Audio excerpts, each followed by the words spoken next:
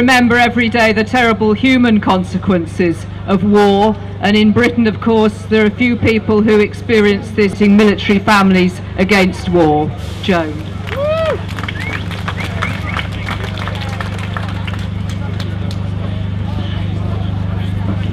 Good afternoon.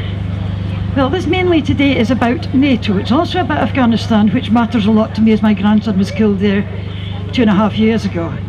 But NATO, the North Atlantic Treaty Organisation, it was set up in the late 1940s. It was Ernest Bevin who was one of the prime movers, although the Americans will have you think it was their idea. But it was various countries banding together and against the perceived threat of the Warsaw Pact. Gradually more countries joined, and NATO members considered themselves to be policemen of the world, protecting us all from the scourge of communism.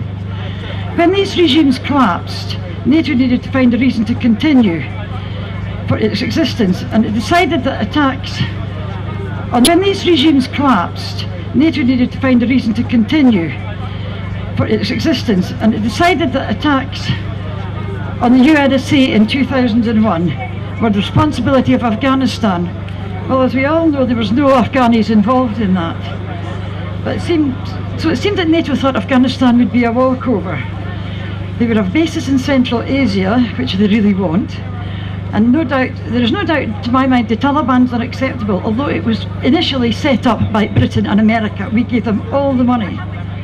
And it's a pity, as invaders, we hadn't thought about the history of Afghanistan. It's never been conquered or controlled, and it never will be. That's not going to change.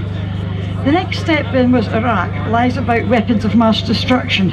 That wasn't too successful either, as we can know by reading the papers. Things aren't working out. Then Libya, then Egypt, probably Iran next. Why can't all these countries can't just be about oil. I know it's really important, but it can't just be about oil, considering Afghanistan hasn't got any. I think it might be Christian fundamentalists jealous of a faith which grows daily while theirs gets smaller. And finally, to all Scots out there, we are going to vote for independence in our country over the next few years. Well, I want the Scots to think carefully, because the Scottish National Party has, for over 30 years, been anti-NATO. Suddenly now they're talking about joining. That cannot happen, it mustn't happen. Because they've promised and have lobbied for many years against Trident. If we join NATO, Trident's going to stay in Scotland.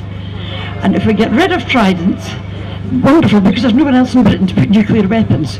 So we really, really must not get involved in NATO.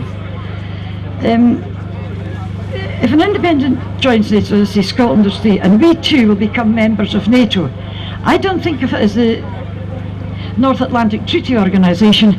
I see it as a North Atlantic terrorist organisation. Thank you.